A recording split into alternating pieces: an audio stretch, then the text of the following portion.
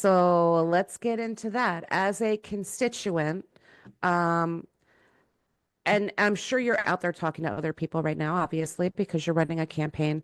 What's the overall consensus or feeling in terms of how Hakeem Jeffries is serving not only his constituents, but serving at that federal level as the minority House Speaker?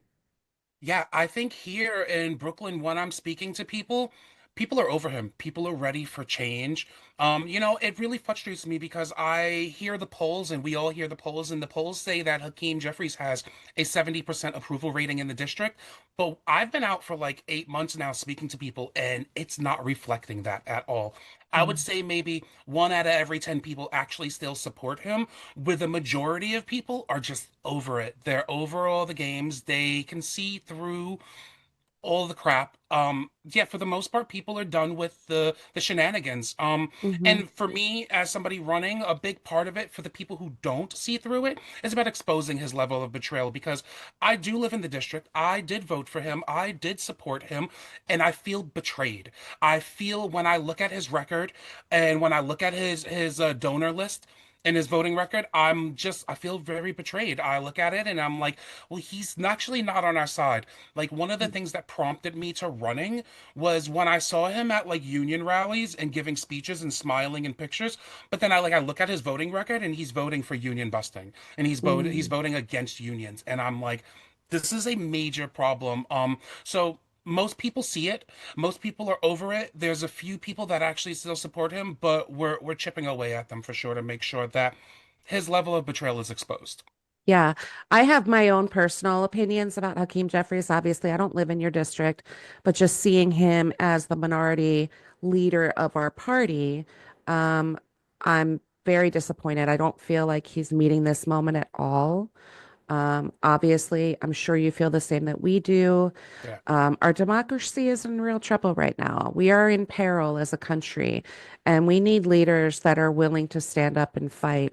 I see leadership like that with people like Jasmine Crockett and AOC consistently fighting Yeah. against the worst impulses of Trump and his administration.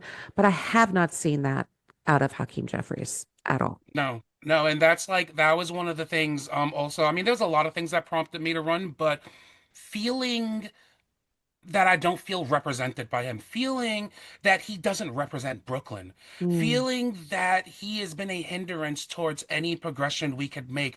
These are the things that I was like, we can't keep being held back by this guy. We yeah. need people that actually want to be public servants. We don't need more career politicians. I'm tired of that.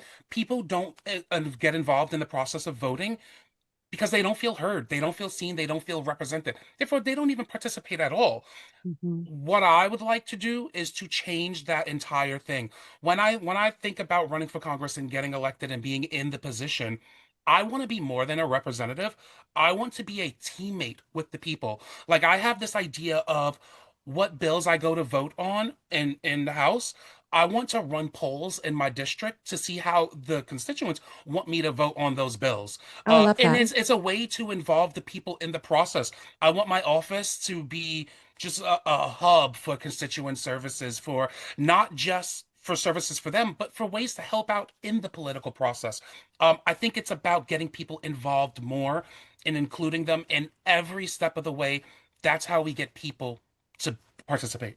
Yeah, we That's include them. fantastic. I mean, we have seen, especially over this last year, a lot of people that have been voted into Congress are MIA.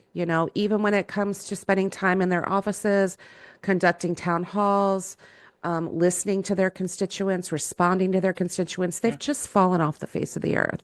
So I think that's a great way to approach service, being a public servant, right? Is Yeah. really connecting with the public.